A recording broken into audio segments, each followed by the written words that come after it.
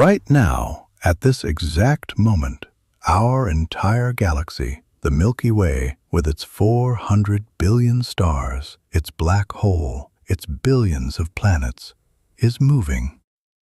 Not rotating, not drifting, moving, being pulled toward something. And it's not alone. Thousands of other galaxies around us are doing the same thing. All of them accelerating in the same direction, toward the same point in space. Scientists call it the Great Attractor. And here's what makes it truly unsettling. We still don't fully know what it is. We can measure its pull. We can map the galaxies racing toward it, but we cannot see it directly. Something enormous is hiding behind the densest part of our own galaxy, in a region of sky so thick with stars and dust that our telescopes go blind. Something is out there. It has the gravitational pull of tens of millions of galaxies, and until very recently, we had no idea it existed. Welcome to Void Atlas. I'm your host, and today we're going to one of the strangest, most disorienting places in the known universe. Not a black hole, not a supernova, not a quasar. Something bigger. Something that operates on a scale so vast that the word "0" doesn't come close to describing it. We're going to the Great Attractor. But before we get there, I need to make sure you understand just how extraordinary this discovery actually is. Because to appreciate what the Great Attractor is, you first need to understand what it means for something to move on a cosmic scale. And that requires starting somewhere unexpected. It requires starting with a question that sounds almost too simple. What is everything doing right now? Not you, not Earth, not the solar system. Everything. Every galaxy, every cluster, every piece of matter in the observable universe. What is it all doing at this exact moment in time? The answer has two parts, and they seem to contradict each other. The first part is this: the universe is expanding. Every galaxy is moving away from every other galaxy, carried along by the expansion of space itself. This isn't galaxies flying through space the way a ball flies through air. It's space itself, stretching, carrying galaxies with it, the way dots painted on a balloon stretch apart as you inflate it. This expansion was first measured by Edwin Hubble in 1929, using observations from the Mount Wilson Observatory in California. Hubble noticed that distant galaxies had their light shifted toward the red end of the spectrum, red-shifted, which indicated they were moving away from us. And the further the galaxy, the greater the redshift. The further away, the faster it was receding. This relationship, distance proportional to recession velocity, is called the Hubble law, and it's one of the most important discoveries in the history of science. It told us for the first time that the universe had a beginning, that if everything is moving apart now, then everything must have once been together.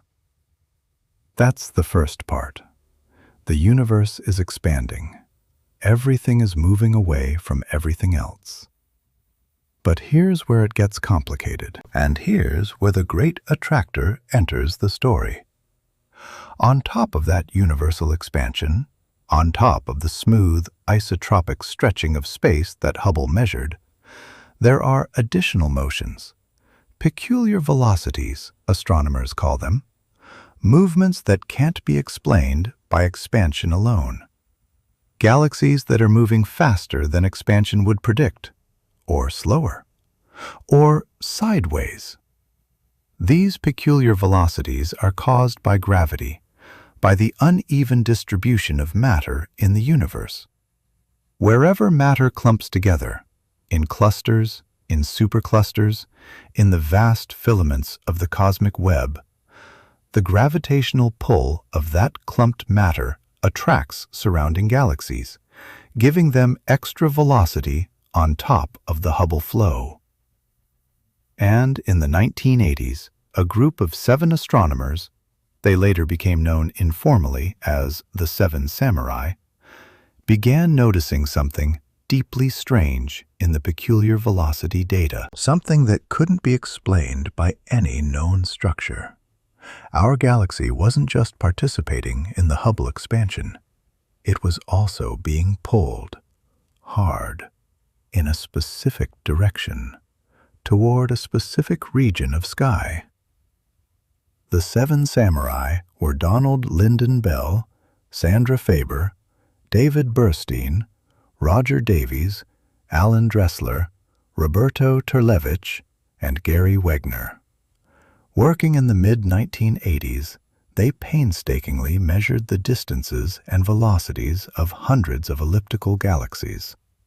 They were trying to map out the peculiar velocity field of our cosmic neighborhood, to understand what gravity was doing to galaxies beyond the simple Hubble expansion. And what they found, published in their landmark 1987 paper, stopped the astronomical community cold. Something was pulling everything. Our galaxy, the local group, the Virgo cluster, dozens of galaxy clusters spanning hundreds of millions of light years, all of them streaming with a common velocity toward a single direction in the sky, toward a point in the southern constellation of Centaurus. At a speed of roughly 600 kilometers per second relative to the cosmic microwave background. 600 kilometers per second. That's more than 2 million kilometers per hour. Our entire galaxy dragged across space at 2 million kilometers per hour, towards something none of them could identify. They called it the Great Attractor, and the name stuck. Now, here's the first truly disorienting thing about this discovery. 600 kilometers per second sounds fast, and by human standards it is. It would take you from New York to Los Angeles in about 7 seconds. But on cosmic scales, 600 kilometers per second is actually relatively modest. What's staggering is not the speed itself, but what it implies. To produce a bulk flow of this magnitude across a region of space hundreds of millions of light years across, you need an enormous concentration of mass. You need something with the gravitational influence of tens of thousands of galaxies, perhaps more. Something that, in the late 1980s, astronomers simply could not locate because of the zone of avoidance. The zone of avoidance is one of astronomy's most descriptive and most frustrating terms. It refers to a band of sky, roughly 20 degrees above and below the plane of the Milky Way, where our view of the universe is almost completely blocked. Not by anything exotic, just by our own galaxy, by the billions of stars in the disk of the Milky Way, by the dense clouds of gas and dust that fill the galactic plane. When we look in those directions, we're staring through tens of thousands of light years of our own galaxy's material before we even start to see anything beyond. Optical telescopes, the kind that detect visible light, are essentially useless in the zone of avoidance. The light from distant galaxies is absorbed and scattered before it reaches us. For much of the 20th century, the zone of avoidance was simply a gap on our maps of the universe, a region marked unknown that covered roughly 20% of the sky. And the Great Attractor? It sits almost exactly in the middle of the zone of avoidance, right behind the thickest, most impenetrable part of our own galaxy, as if the universe had specifically designed our cosmic backyard to hide its most interesting feature from us. This is why it took so long to identify, and this is why, even today, our understanding of it remains incomplete. So how did we eventually start to see through the veil? The answer is by using wavelengths of light that can penetrate the galactic plane where visible light cannot. X-rays, for instance, can punch through relatively dense material. Radio waves travel freely through the gas and dust that blocks optical telescopes. And infrared light, with its longer wavelength, can see through much of the obscuring material that stops visible photons cold. In the 1990s and 2000s, astronomers began mapping the zone of avoidance using these alternative wavelengths. Radio surveys, infrared surveys, X-ray observations from space, and gradually, like a picture emerging from static, a structure began to appear. The first major piece of the puzzle was the Norma cluster. Also known as Abell 3627, the Norma cluster is a rich galaxy cluster located roughly 220 million light-years from Earth, deep in the zone of avoidance in the direction of the Norma constellation. It's an enormous concentration of galaxies, one of the most massive clusters in our cosmic neighborhood, and its position in the sky coincides almost perfectly with the direction of the Great Attractor's pull. For a while, it seemed like the mystery was solved. The Great Attractor was the Norma cluster. Case closed. Except it wasn't. Not even close. When astronomers calculated the total mass of the Norma cluster and compared it to the amount of gravitational pull needed to produce the observed peculiar velocities, the numbers didn't add up. The Norma cluster was massive, genuinely, impressively massive, but it wasn't nearly massive enough to explain the bulk flow on its own. Something else had to be contributing. Something even larger, further away, hiding even deeper in the darkness. And here's where the story takes its next extraordinary turn. Because looking beyond the Great Attractor, looking even further in the same general direction, astronomers found something that dwarfed everything we'd been discussing: the Shapley supercluster. The Shapley supercluster, named after American astronomer Harlow Shapley, who first noticed an unusual concentration of galaxies in this region of sky in the 1930s, is the most massive structure in the nearby universe. It's located roughly 650 million light-years from Earth, and it contains dozens of galaxy clusters, hundreds of individual galaxies, and a total mass that makes the Norma cluster look modest by comparison. Some estimates put the Shapley supercluster's mass at 10 million billion times the mass of our Sun. 10 million billion. A number so large it doesn't fit comfortably in any human intuition.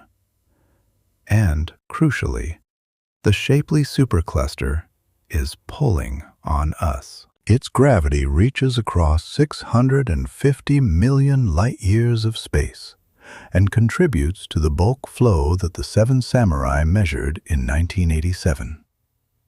It's not the Great Attractor itself, it's much further away, but it's part of the same gravitational story, part of the same cosmic current that carries our galaxy and thousands of others across the universe. So the picture that has emerged over decades of observation is this. The Great Attractor is not a single object. It's a region, a concentration of mass centered on the Norma cluster and its surroundings, totaling perhaps 100,000 times the mass of the Milky Way. And beyond it, acting as a gravitational backstop and additional driver of our motion, is the Shapley supercluster with its incomprehensible mass. Together, these structures create the bulk flow that Lyndon Bell and the Six Samurai measured. Together, they explain, mostly, why our galaxy is doing what it's doing. But I want to pause here and dwell on something that I think doesn't get enough attention in most descriptions of the Great Attractor. Because even knowing all of this, even knowing the Norma cluster and the Shapley supercluster are back there, contributing to our motion, the fact remains that we are inside a current. A vast, slow, cosmic current carrying us and everything around us toward a single region of space. Think about what that means experientially. If you could stand outside the universe, outside space itself, and watch our cosmic neighborhood from above, you would see something extraordinary. You would see thousands of galaxies spread across hundreds of millions of light years, all drifting in the same direction. Slowly, by cosmic standards, majestically, like a fleet of ships carried by a tide so large they don't even notice it. And none of those galaxies know they're in a current. None of them feel it. From inside any one of those galaxies, the local environment looks normal. Stars are doing what stars do. Planets are orbiting.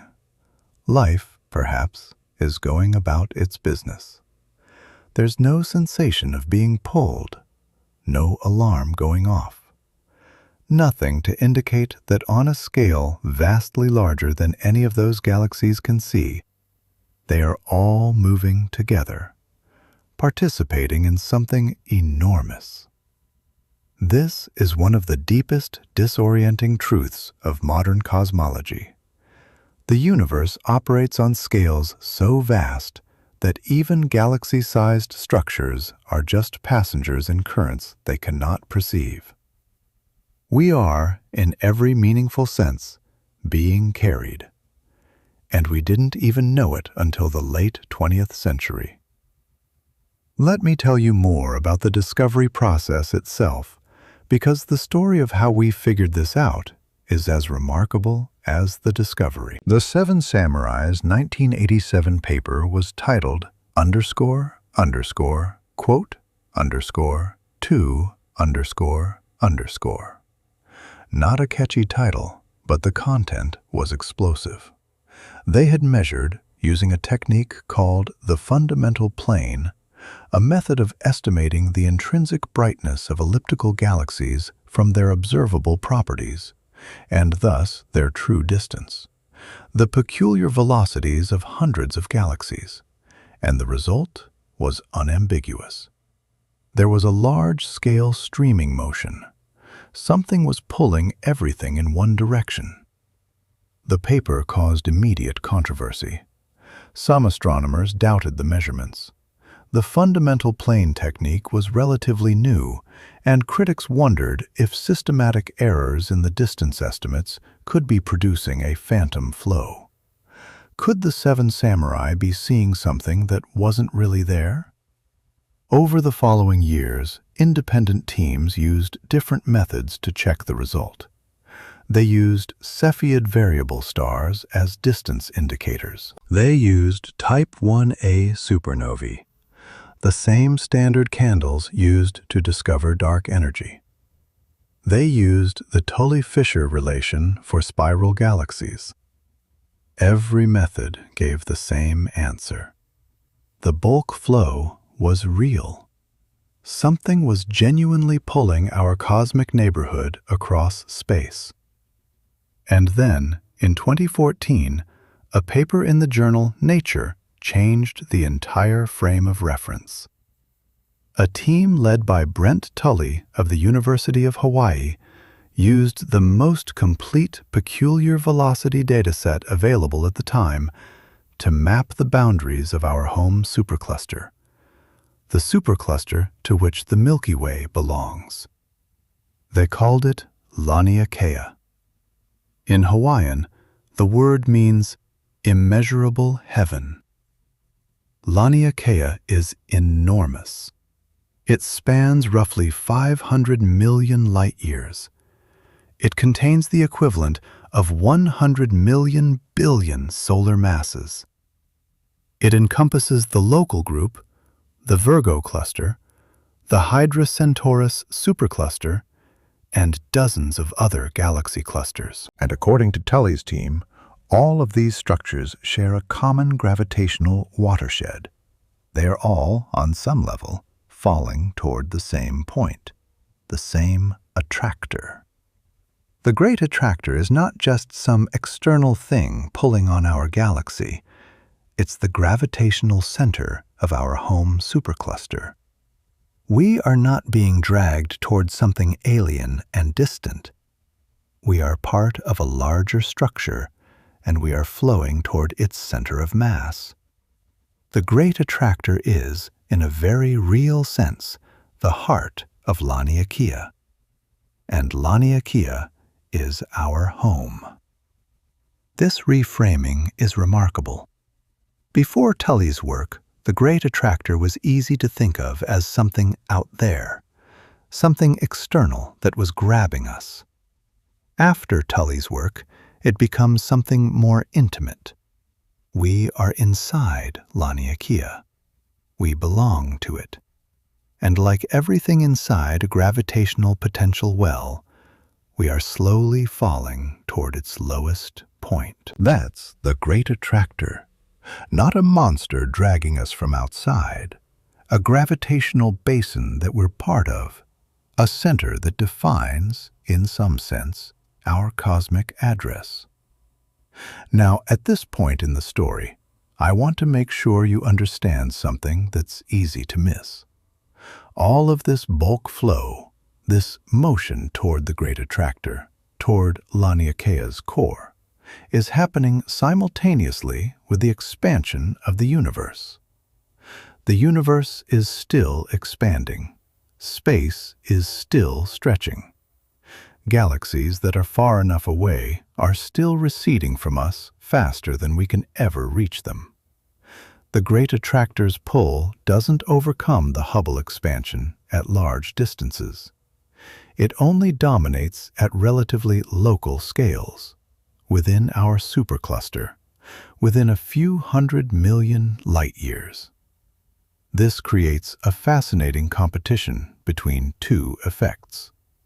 On one side, local gravity pulling everything toward the Great Attractor, toward the dense concentrations of matter in the cosmic web. On the other side, the expansion of space pushing everything apart, accelerating due to dark energy, eventually winning at large distances.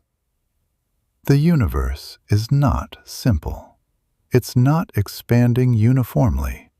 It's a complex, dynamic system with structure at every scale, with gravity fighting expansion, with matter flowing along the filaments of the cosmic web even as the web itself is stretched.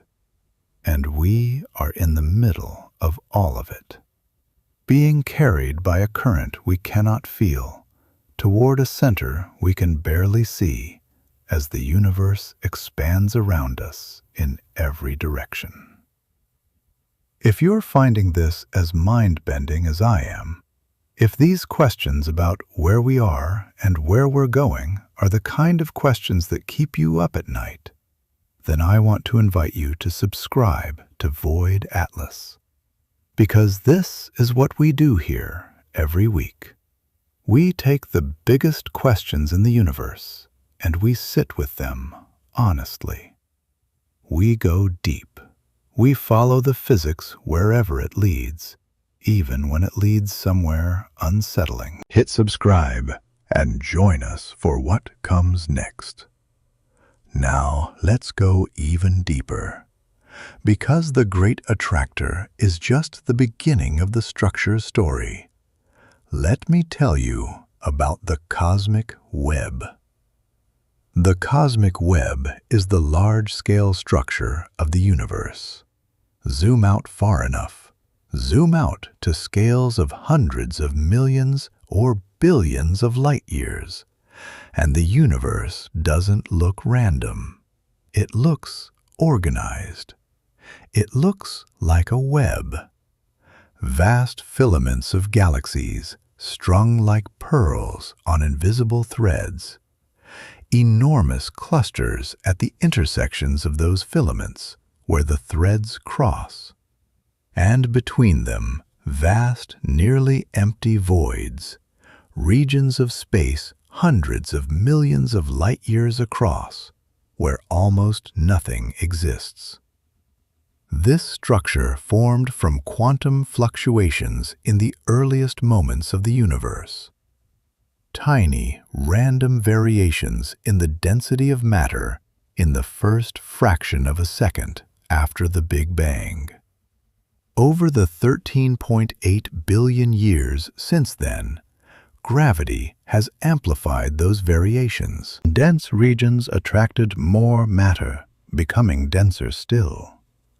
Underdense regions lost matter to their neighbors, becoming emptier. The result is the cosmic web, a structure that encodes in its architecture the entire history of the universe's gravitational evolution. The filaments of the cosmic web are superhighways for galaxies.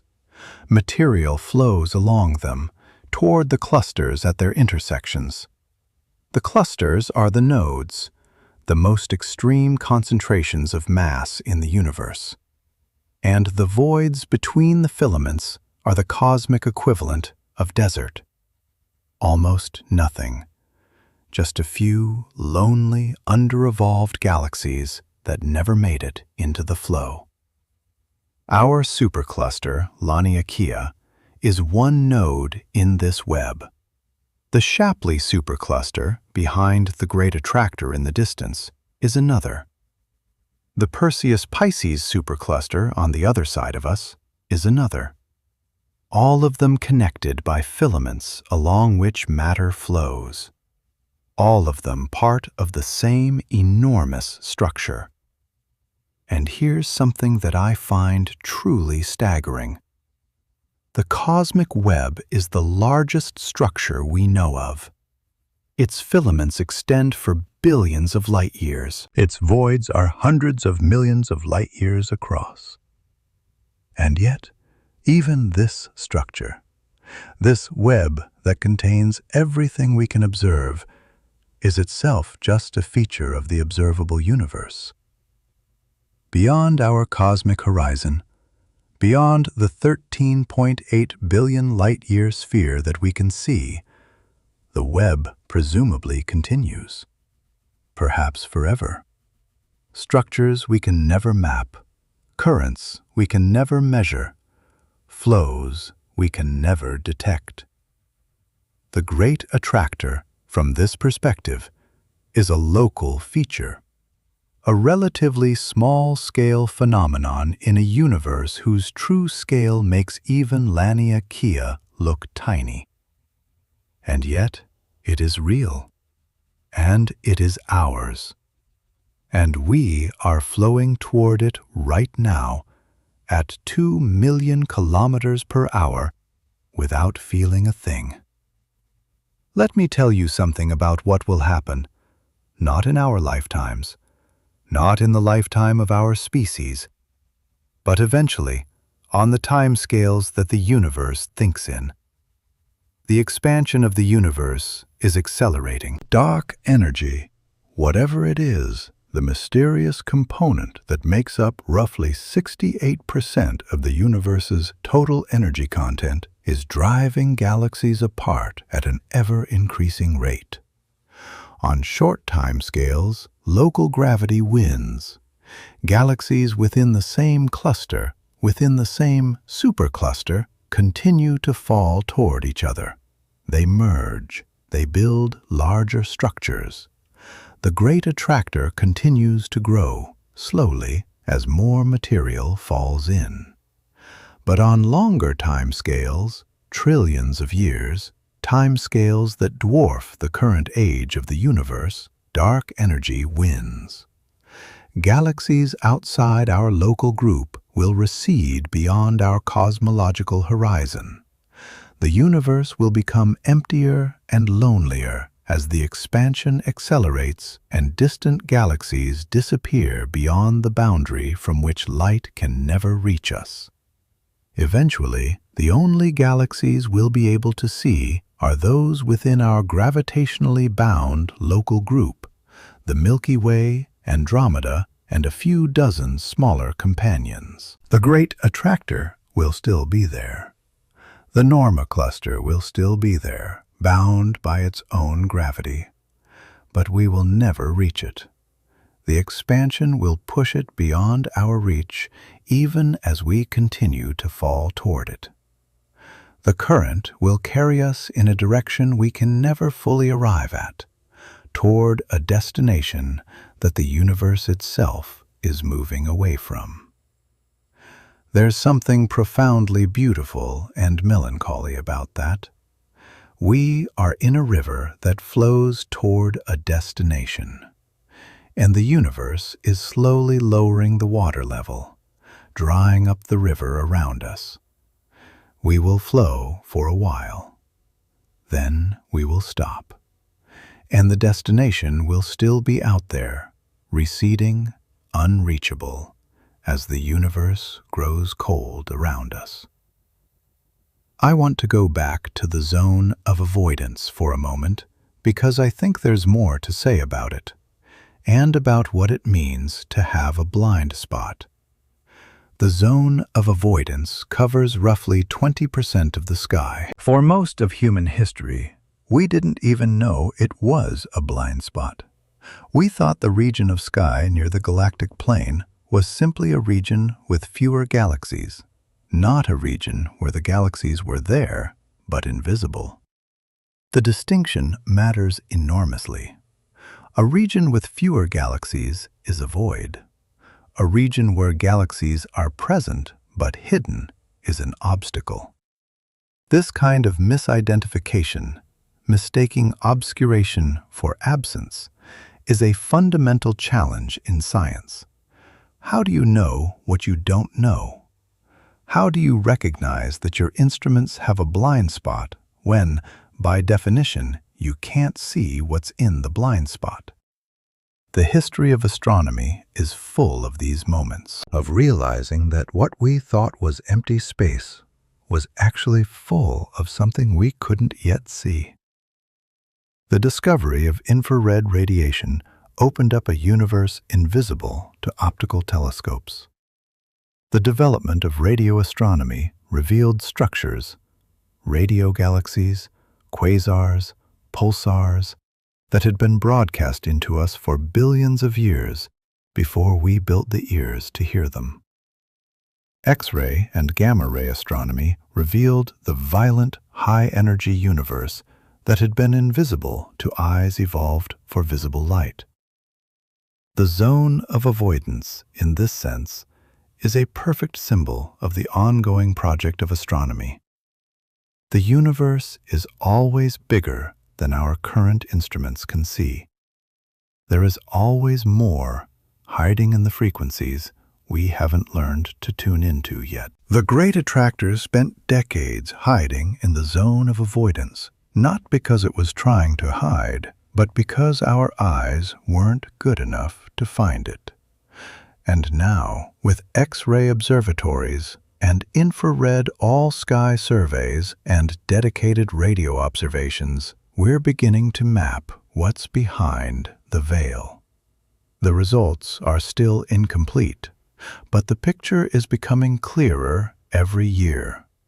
In 2016, a team led by René Kron-Korteweg of the University of Cape Town used observations from the Parkes radio telescope in Australia to peer into the zone of avoidance in the region of the Great Attractor.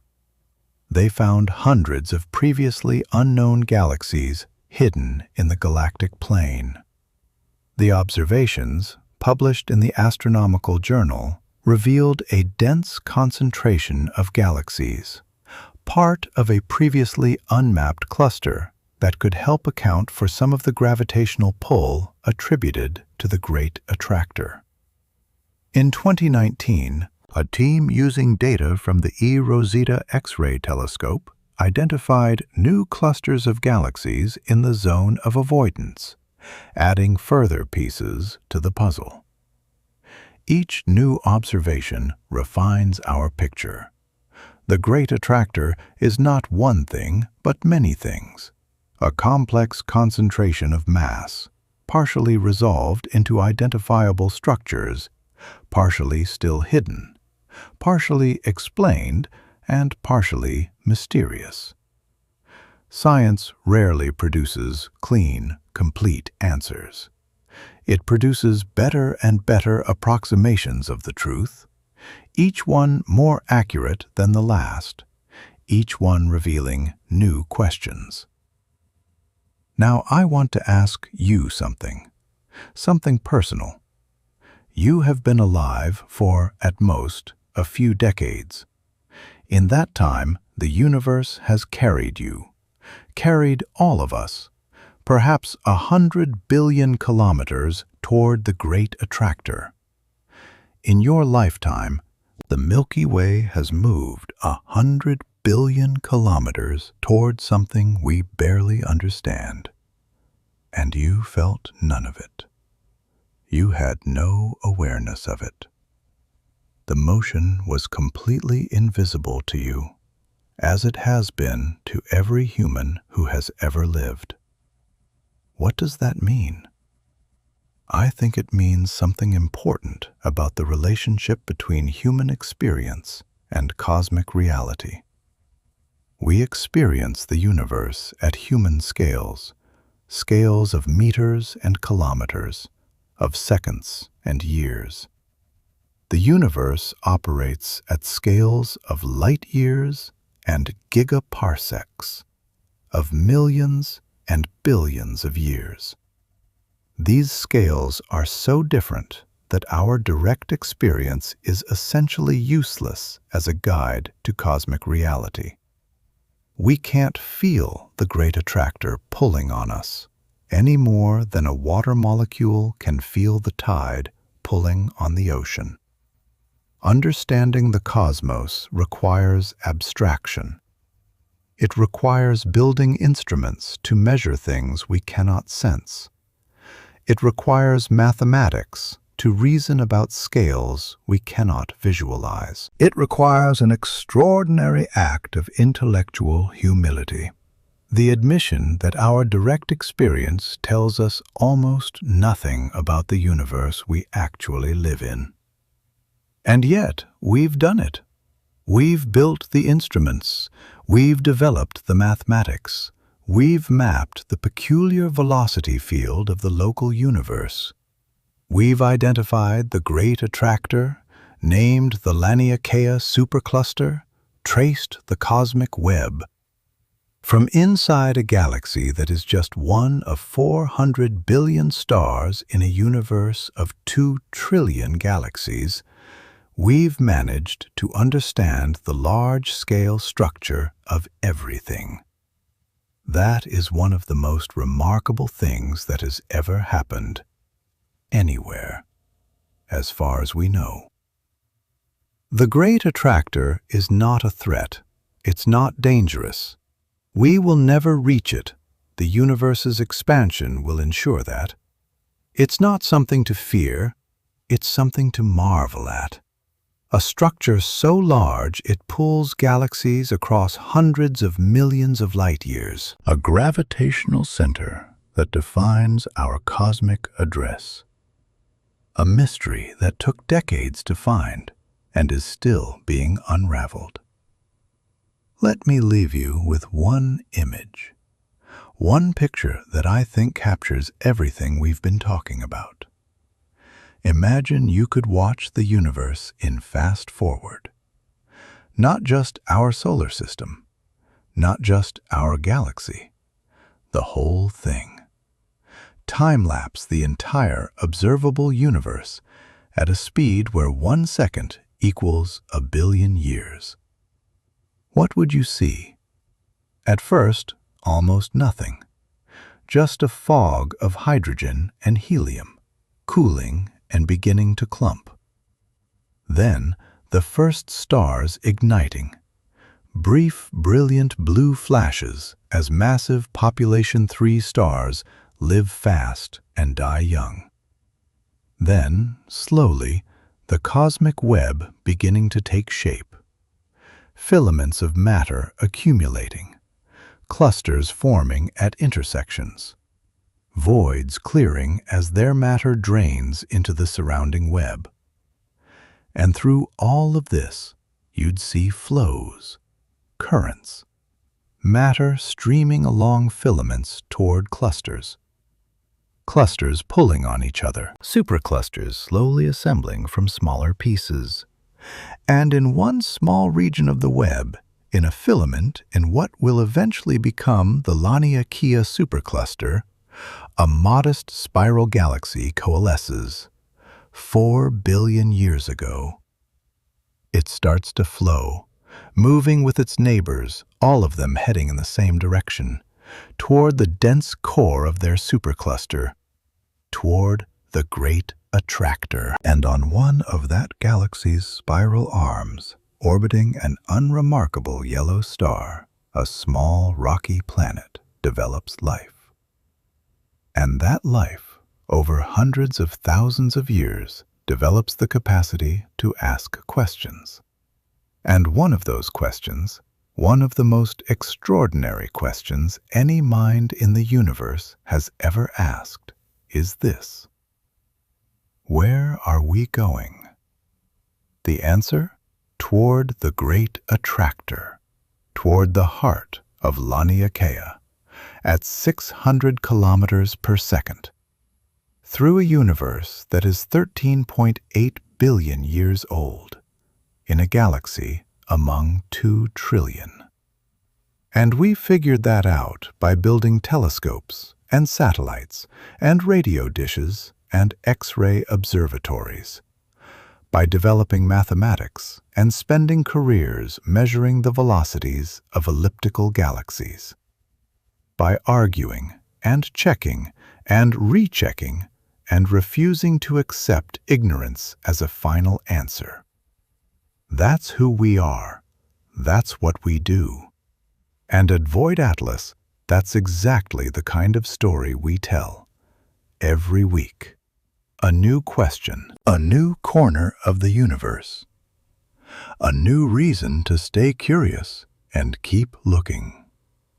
I'm your host on Void Atlas. Thank you for spending this time with me at the edge of what we know. The Great Attractor is out there right now, pulling on everything we are. And we know it. And we understand it, at least in part. And that, I think, is everything. Subscribe to Void Atlas. Come back next week. The universe has no shortage of mysteries, and we are just getting started. Until then, keep looking up. Wherever up happens to be pointing, in a universe with no center and no edge, and no shortage of wonders. I'll see you out there. Now let me take you even deeper into the structure of what we've discovered, because the Great Attractor story doesn't end with Laniakea, not by a long way. The more we look, the more structure we find, and each new layer of structure raises new questions about whether we've finally found the bottom of the gravitational well, or whether there's always something larger hiding beyond our current vision.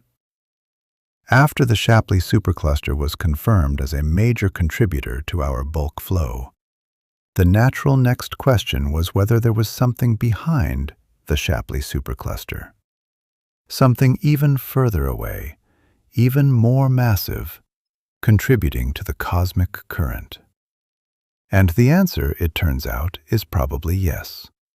In 2017, a team of astronomers, including Yehuda Hoffman, Brent Tully, and Hélène Courtois, analyzed the most comprehensive peculiar velocity catalog available, a dataset called Cosmic Flows 3, containing the measured velocities of roughly 8,000 galaxies across a volume of space extending to about 300 megaparsecs, or roughly a billion light-years. Their analysis found that the bulk flow of our region of the universe couldn't be fully explained by Laniakea alone, or even by Laniakea plus the Shapley supercluster.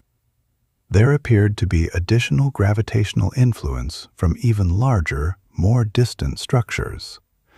Structures so far away that they're near or beyond the limit of what peculiar velocity measurements can reliably reach. Structures whose existence is inferred from the motion they cause rather than directly observed. This is a recurring theme in the history of the Great Attractor. We find something, we think we've explained the motion. We look more carefully. The motion is larger than what we found can explain. There's something else, something more, something further. The gravitational universe always seems to have another layer. Some researchers have proposed that the true driver of our cosmic motion might be an even larger structure, informally called the dipole repeller. The idea here is that our motion can be explained not just by what's pulling us from one direction, but by what's pushing us from the other. A region of unusually low density, a supervoid, on the opposite side of our motion, pushing us away through its very emptiness. Gravity doesn't just pull toward mass. It also effectively repels from voids, because the absence of mass in one direction leaves the pull from mass in the other direction unopposed. In 2017, a paper by Yehuda Hoffman and colleagues, published in Nature Astronomy, argued that a combination of the Shapley supercluster's pull and a massive void on the opposite side, the proposed dipole repeller, together explain our observed motion better than either one alone.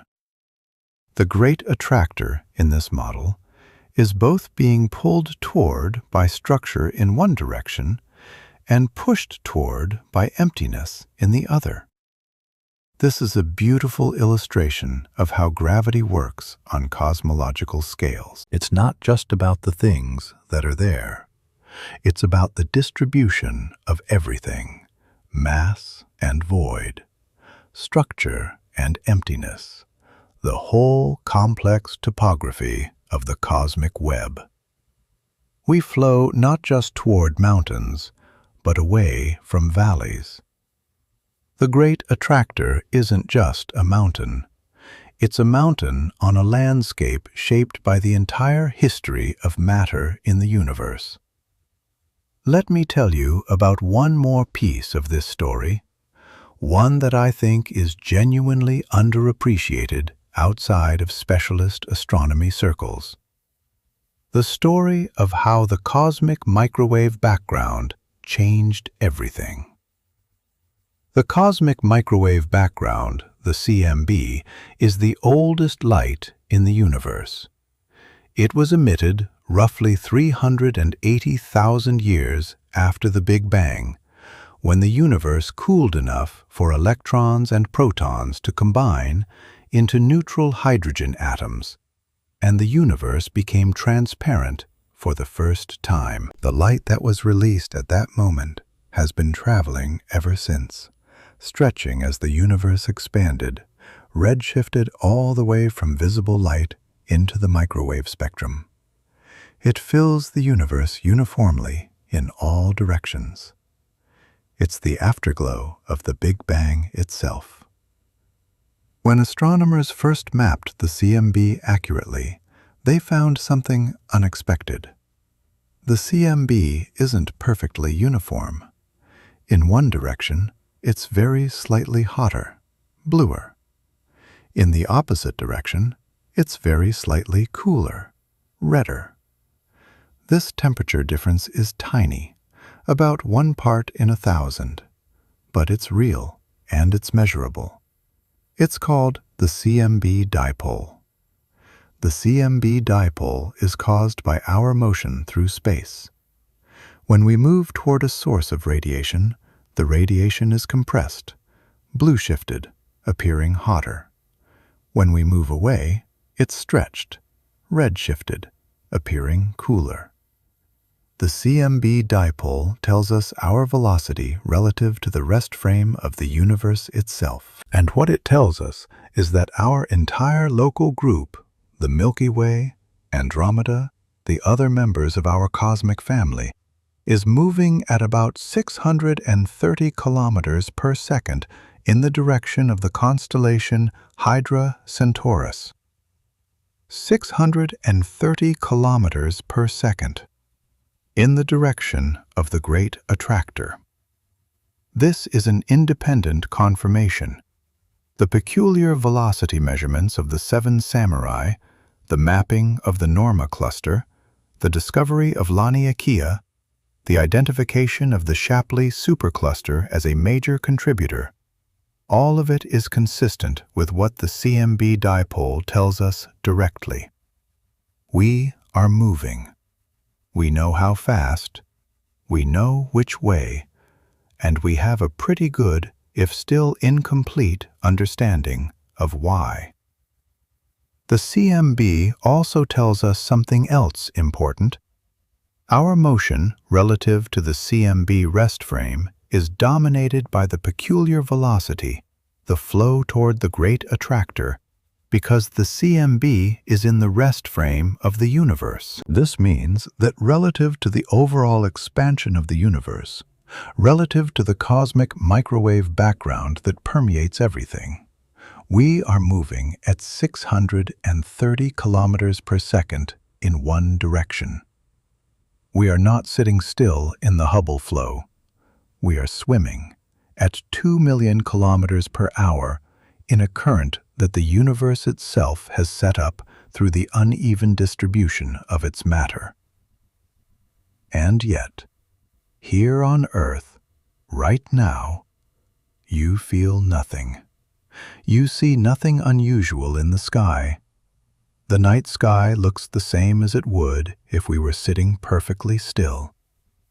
The motion is utterly imperceptible to human senses. We exist in a vast current that we cannot feel, on a planet that is a speck in a galaxy that is one of hundreds of billions, in a universe that will outlast everything we know, being pulled toward a structure we barely understand. I find that humbling and wonderful, and I think you should too. This has been Void Atlas. I'm your host, and this has been one of my favorite journeys we've taken together. From the 7 Samurai measuring galaxies in the 1980s to the naming of Laniakea, to the zone of avoidance and the structures hiding behind it, to the cosmic web and the deep question of where all of this is ultimately going. The Great Attractor is real. It's ours. We're part of it. And the fact that we know that, the fact that 7 astronomers with the right instruments and the right questions managed to discover that our entire galaxy is being carried toward something enormous, is one of the great achievements of human curiosity. Subscribe to Void Atlas. New deep dives every week. The universe is still full of questions we haven't asked yet, and we're going to ask them together. I'll see you next week, and wherever you are in this extraordinary, bewildering, beautiful universe, keep asking, keep looking, keep going. But before I let you go completely, I want to take one more detour. Because the Great Attractor is really a doorway into some of the deepest questions in modern cosmology. Questions that physicists and astronomers are actively wrestling with right now. Questions that don't have clean answers yet, and I think you deserve to hear about them. The first question is this: why is the universe lumpy at all? I asked earlier about why the cosmic web exists, why matter is distributed in filaments and clusters and voids rather than spread out uniformly. The answer I gave was that small density fluctuations in the early universe were amplified by gravity over billions of years. That's correct, as far as it goes. But where did those initial density fluctuations come from? The answer comes from quantum mechanics.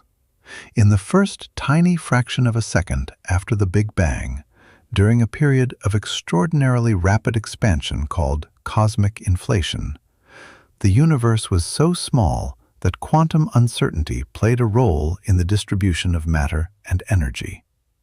Quantum fluctuations, the same kind of random, fundamental uncertainty that governs the behavior of particles at small scales, were imprinted on the fabric of the universe at that moment. And as the universe expanded, those microscopic quantum fluctuations were blown up to enormous scales, becoming the seeds of all structure. The Great Attractor, the Shapley supercluster, the Laniakea supercluster, the cosmic web itself, all of it traces back, ultimately, to quantum uncertainty in the first microsecond of the universe's existence. The randomness of quantum mechanics, operating at scales smaller than an atomic nucleus, produced fluctuations that became the seeds of galaxy clusters spanning hundreds of millions of light years. That connection between the quantum world of the very small and the cosmological world of the very large is one of the most profound in all of physics. And it means that the Great Attractor's existence is, in the deepest sense, a consequence of quantum mechanics. It is a structure that had to exist in some form because quantum uncertainty guaranteed that the early universe would not be perfectly smooth. The second question is about dark matter, and this one is crucial.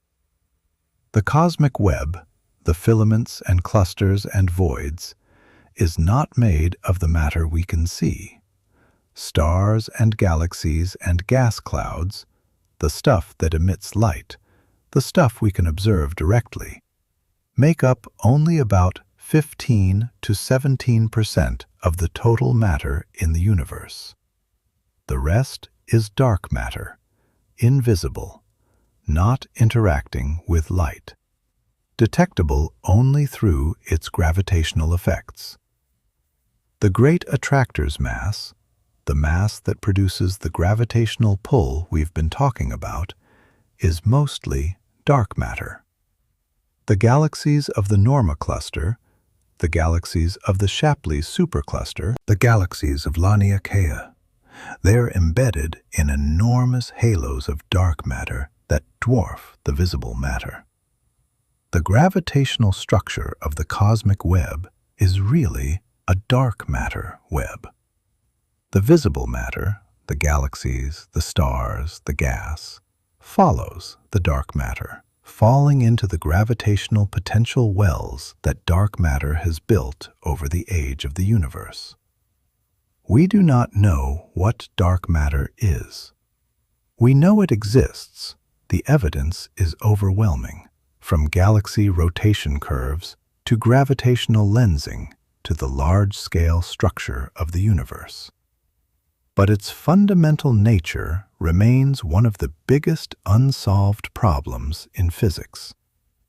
Is it a new type of particle? Is it primordial black holes? Is it something else entirely, a modification of gravity that mimics the effects of additional matter? We don't know. What this means is that the Great Attractor, our cosmic destination, the heart of our home supercluster, is mostly made of something we don't understand. The force pulling our galaxy across space at 600 kilometers per second is primarily generated by a substance that has evaded every attempt at direct detection for decades. We can measure its effects, we can map its distribution, but we cannot say what it is. This is the condition of modern cosmology. We live in a universe that is 68% dark energy, 27% dark matter, and 5% ordinary matter. The universe is 95% composed of things we have names for, but don't fundamentally understand. The Great Attractor, the cosmic web, the structure that defines our cosmic address, built from and dominated by the unknown.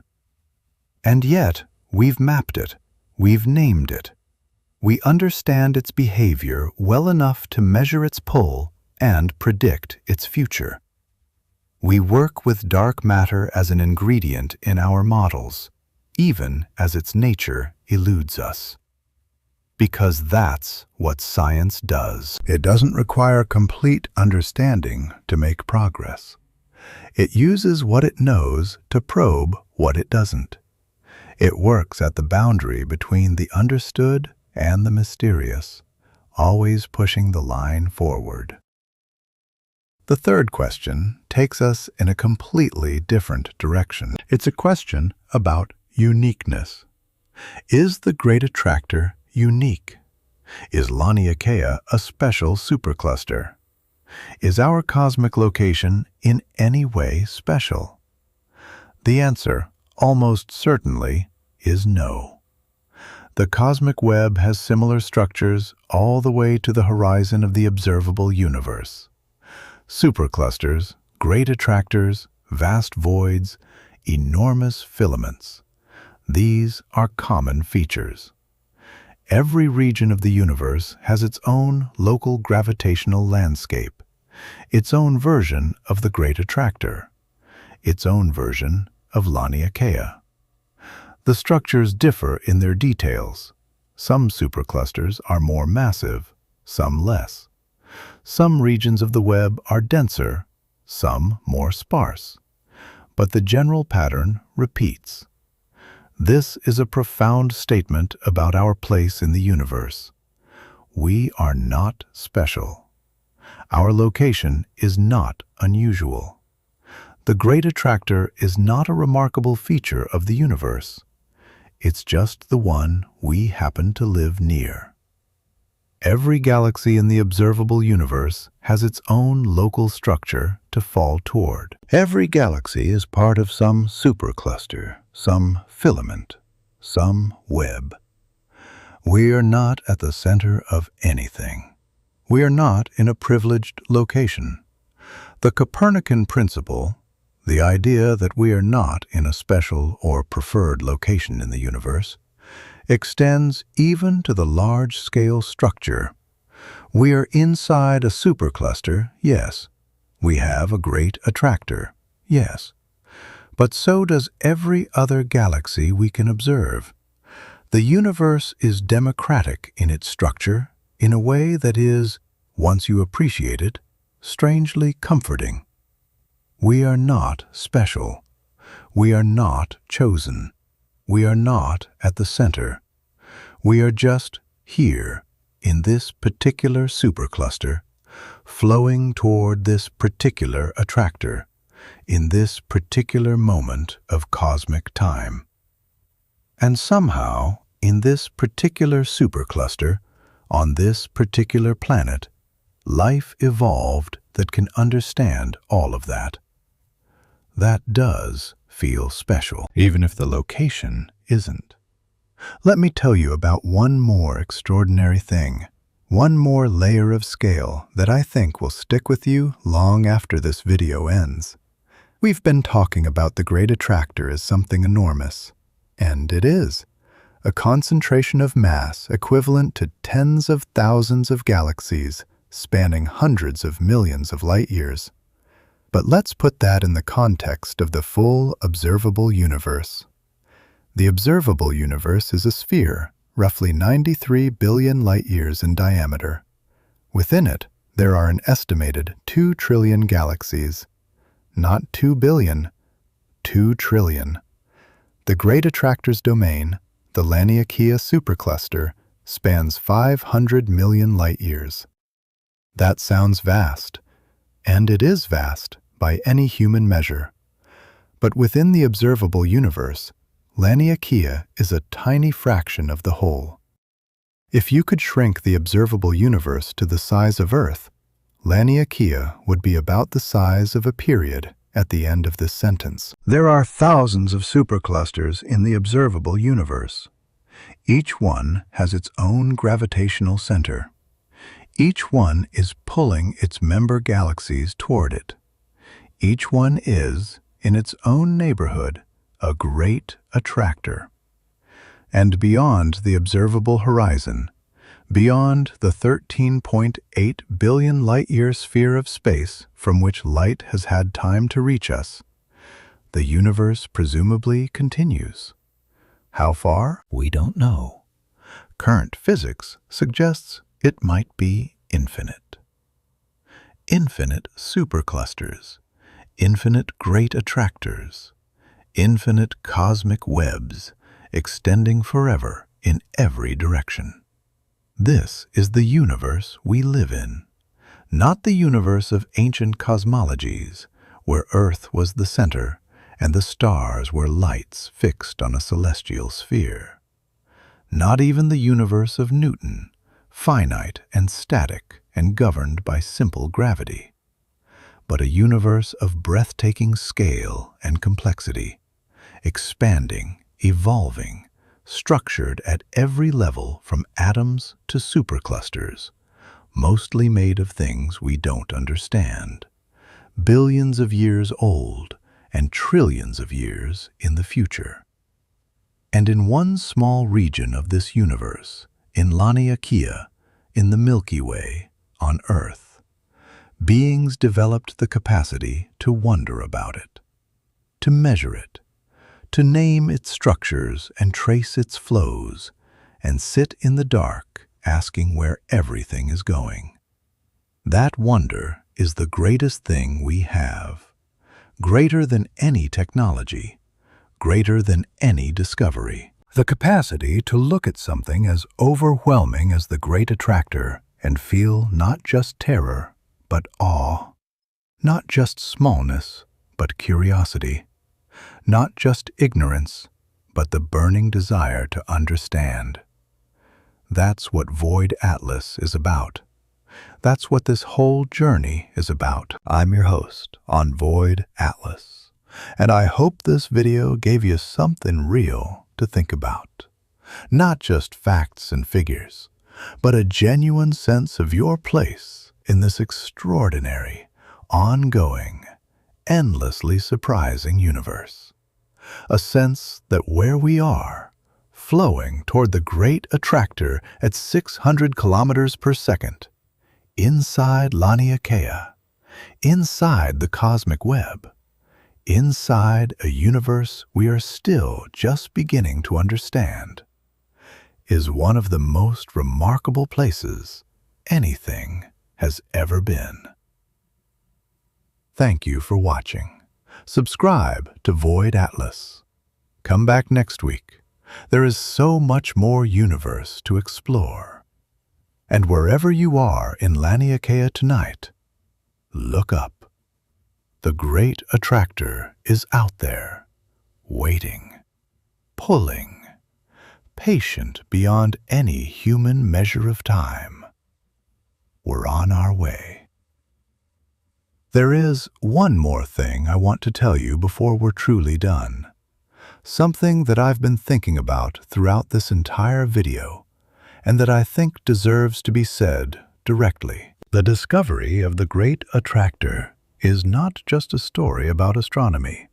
It's a story about what happens when human beings refuse to accept the limits of their instruments and their assumptions. When the Seven Samurai published their 1987 paper, they were working with data that was imperfect, with techniques that were new and contested, in a field that was deeply skeptical of what they were claiming. They were saying, there is something out there that we can't see, that we can't identify, that we can't point to on a map. But we know it's there because of how everything around it is moving.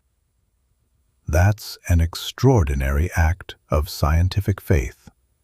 Faith not in the supernatural, but in the reliability of physics. Faith that if you measure correctly, if you control for systematic errors, if you apply the right models, the data will tell you something true about reality, even when that truth is counterintuitive and difficult, and challenges existing understanding. They were right, and what they found was one of the most important discoveries in the history of cosmology. Science works like this constantly.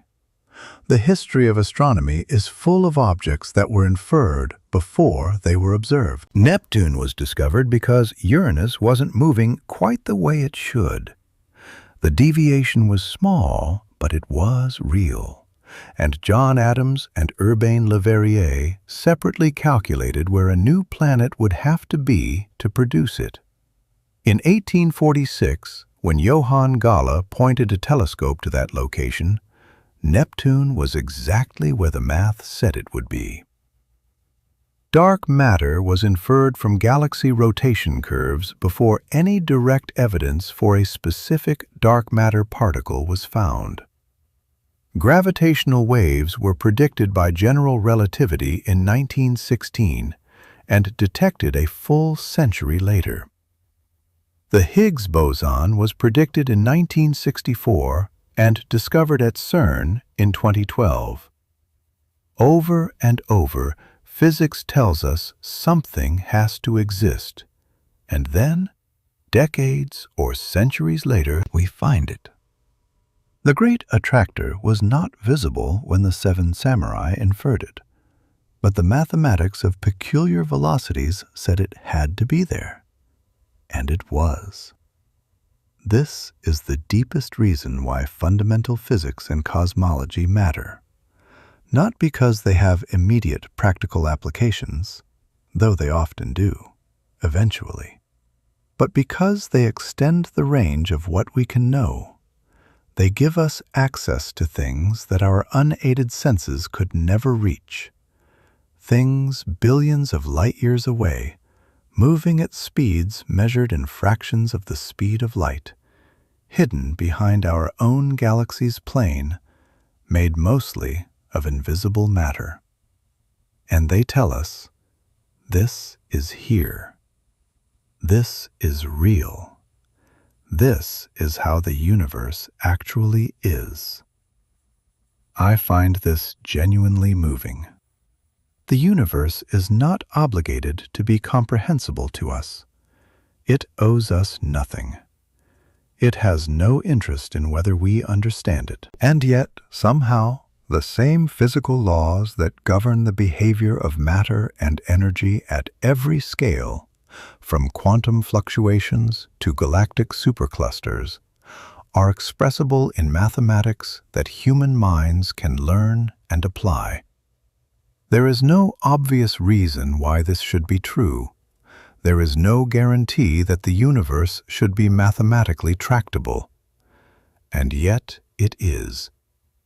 Physicist Eugene Wigner in his famous 1960 article, called this the unreasonable effectiveness of mathematics in the natural sciences.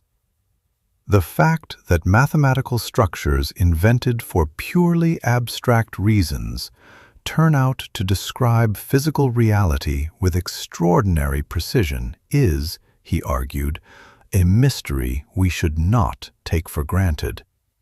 It is, in some deep sense, miraculous, not in a supernatural sense, but in the sense of being something we have no complete explanation for, and that should fill us with wonder. The Great Attractor is a product of that miracle. The equations of general relativity, developed by Einstein from abstract principles, describe the curvature of spacetime produced by massive objects. Those same equations, applied at cosmological scales, explain why galaxies cluster, why the cosmic web exists, why bulk flows like the one carrying us toward the Great Attractor arise. The math that Einstein wrote on paper in 1915 describes with extraordinary accuracy why our galaxy is moving at 600 kilometers per second toward a supercluster we could barely see until the late 20th century. Mathematics, written by human minds, accurately describing the behavior of the largest structures in the universe. That is extraordinary. That should fill every one of us with a sense of privilege. The privilege of living in a time when such things are known, when we have built the instruments and the mathematical tools to ask these questions and receive real answers. We are in the grand sweep of cosmic history at a very particular moment. A moment when the universe has cooled enough for stars to exist and planets to form and life to evolve.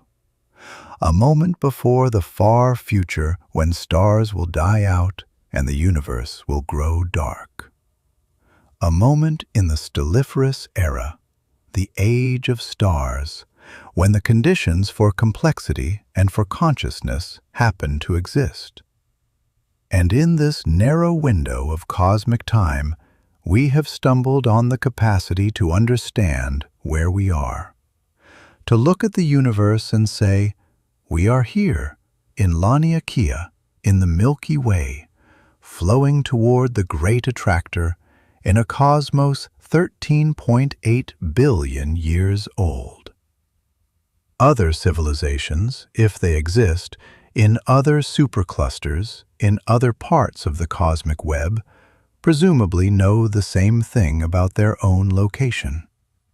They have their own great attractors, their own superclusters, their own versions of this story. The universe, if it is full of minds, is full of beings who have looked out at their local structure and felt the same mixture of awe and curiosity and vertigo that we feel when we contemplate the Great Attractor. And if we are alone, if by some extraordinary accident we are the only minds that have evolved in the observable universe, then we carry a weight that is both humbling and inspiring. We are, in that case, the universe's only way of knowing itself.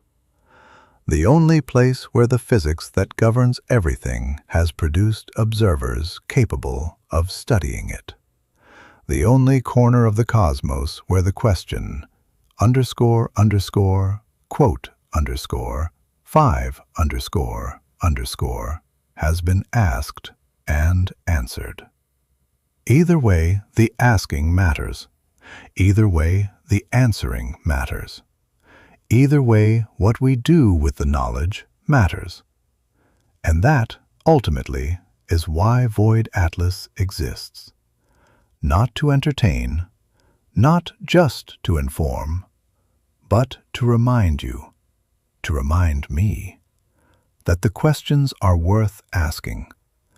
that the universe deserves our best attention, that curiosity, applied rigorously and sustained over time, produces something genuinely profound, an understanding of where we are in the cosmos, an understanding of what the cosmos is.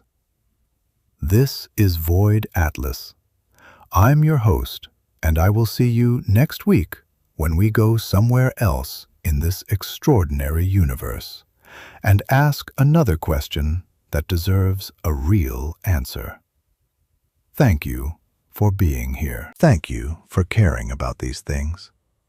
The Great Attractor is pulling us all in the same direction, but the journey of understanding, of asking, of following the physics wherever it leads, that journey is ours to take together. Subscribe, stay curious, look up. I'll see you out there somewhere in Laniakea.